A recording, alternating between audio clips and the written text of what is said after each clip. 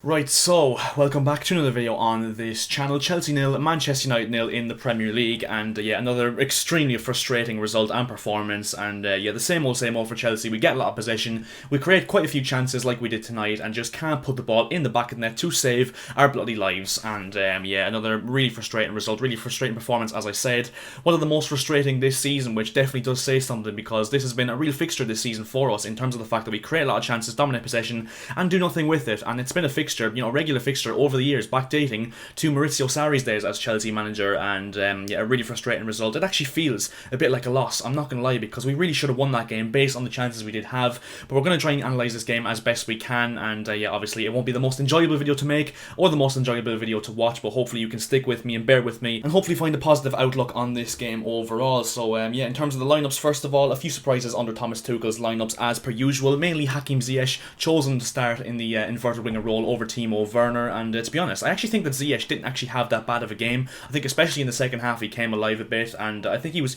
getting a lot of stick off Chelsea fans on social media for his performance, which I think is a little bit unfair, because I actually don't think he was as bad as people made out to be. And Ben Chilwell brought in at left wing back as well. I thought he played quite well as well down that left wing back side. Good to see him back in the side at long last after Marcus Alonso's stint in the Chelsea side as left wing back. And yeah, to be honest, within the first 10-15 minutes I was thinking, oh hello, because the passing was actually neat, it was crisp, it was very good, and yeah, overall I think we actually done relatively well in the first half especially, and in the second half I think we kind of pressed United a bit more, but United kind of sat back a little bit, and we did get more chances to create opportunities to score goals, but in the end of course it didn't happen, which was definitely expected. And yeah, but yeah, everything was going for us this weekend. I mean, first of all, Leicester City dropping points earlier on, and actually West Ham dropping points, losing at the Etihad to Manchester City yesterday, which of course is a good result for us, which is mad to say, but anyway.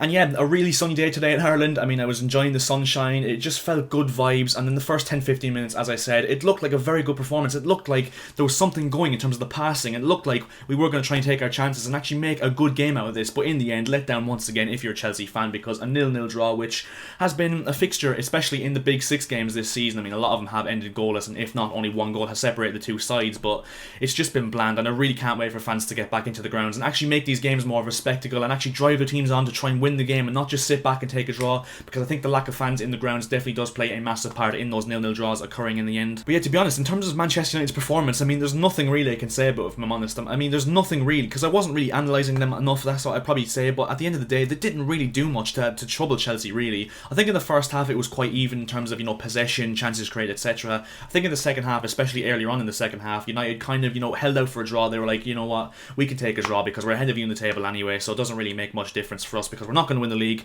so a point wouldn't be a bad result whatsoever for us. And I think that's definitely the way United's mindset was in the second half, and I think we did press them, and obviously, United were smart because they were like, you know what, these guys won't score against us. Do you think they're going to score? No, they won't, so we'll just leave it at a draw, we'll leave it at 0-0 and move on next week. But yeah, actually, I will say though, it was very different to the game at Old Trafford earlier on in the season when Frank Lampard and Ole Gunnar Solskjaer were both extremely, conservative. Neither of them were actually, willing to go for it. Both of them were just sitting on a draw and didn't want to lose the game. But to be fair today, especially in the first half, as I said, both teams actually did give it a bit of a go, tried to go for it a little bit, and actually tried to attack the other team, which was quite interesting to see. But yeah, I just think that we marginally had, the better of them, and I think we definitely created the more clear-cut chances and had a bit more possession, which was expected because we were the home team, and obviously Thomas Tuchel's system relies heavily on the possession of the football, which we've definitely seen over the last few weeks since his arrival. And yeah, overall, I can't say anything other than the fact that it was really, really frustrating once again, and I can't wait till we can actually score goals. I cannot wait. When was the last time we've scored more than 2 goals against a team? I think,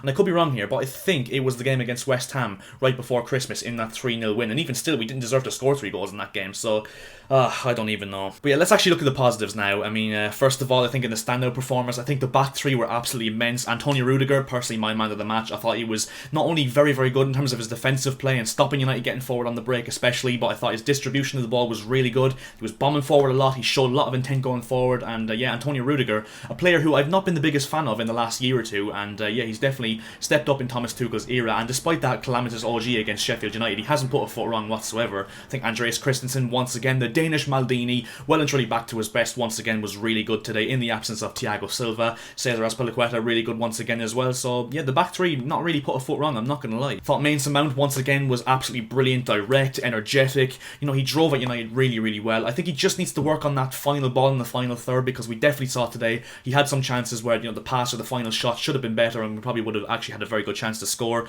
if he used to work on that, which I think he will do, and I think he will develop that over time as he, develops as a player, because he's still very young and has a high ceiling. Yeah, once again, positives from Mason Mount. N'Golo Kante and Mateo Kovacic, once again, brilliant in midfield. The perfect balance in that two-man midfield with Mateo Kovacic, who's incredible in transition, as I said. He's just an absolutely gifted baller in his dribbling, his breaking of, the lines in midfield, and the opposite end as well. N'Golo Kante, incredible in stopping the opposition from transitioning. Actually, the main talking point I actually forgot to mention as well was the penalty incident in the first half with an alleged Callum Hudson-Odoi handball. Now, it seems to be 50-50 in terms of, the general consensus and everyone's opinions on this penalty decision, but to be honest, I'm not gonna lie, I think we probably did get away with it. I think it's probably more of a penalty than not a penalty, if that makes sense, but to be honest, I don't give a flying if I'm honest, because United fans who are going to cry in the comment section below, leave a dislike and whatever, and abuse me and whatever you're going to do for, me not giving a shit.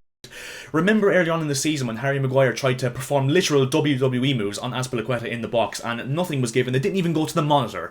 And remember last season as well, Harry Maguire tried his hardest to make sure Michy Batshuayi couldn't have children in the future. So yeah, I really couldn't give a shit. United have had so much going for them, especially against Chelsea, so why would I care? But yeah, once again, I'm going to go back to this point. I know I've emphasised it so much, but just so frustrating. We aren't clinical whatsoever. We create a good amount of chances and just can't finish our dinner. We don't have that striker, and you know what I mean by that striker, because first of all, Timo Werner, yes, he's a very good player, I think, but in a different area. I think he's more of a counter-attacking player in terms of getting 20-25 goals a season. I think Olivier Giroud, he's a very good player to have in the squad and is a very underrated player, a very underappreciated footballer in his generation, but he's not that striker, once again, that's going to get you 20, 25, 30 goals. Tammy Abraham the same. I think his strengths lie elsewhere other than banging in the goals for us left, right and centre, and that's why I'm literally on my knees to break the bank for Erling Haaland, and if that happens, I'll tell you what, we will be the entertainers in the Premier League next season. We will be absolutely unbelievable next season, and obviously it might not happen, it might happen, I don't know, I don't want to go into that now, but if that was to happen, I think it would just be absolutely unbelievable, because that's exactly what we are missing out for and crying out for at this moment in time, and today was a perfect example of that. But yeah, if we go onto the table, I actually want to see where that leaves us in terms of the top 4 race. So we're still 5th in the league, 1 point behind West Ham still, and yeah, we do play Liverpool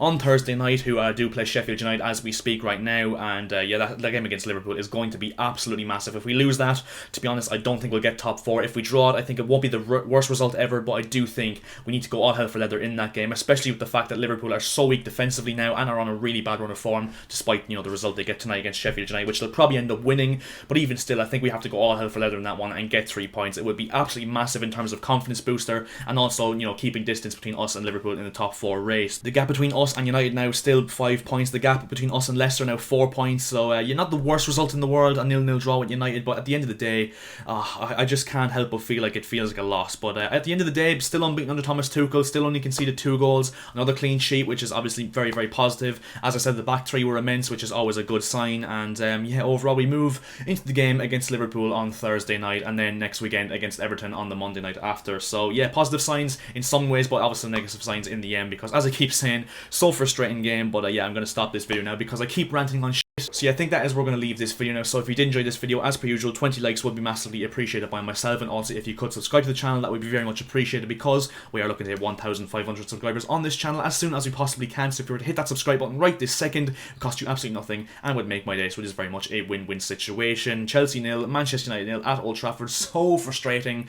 but we move on to the game at Anfield on Thursday night, and yeah, see ya.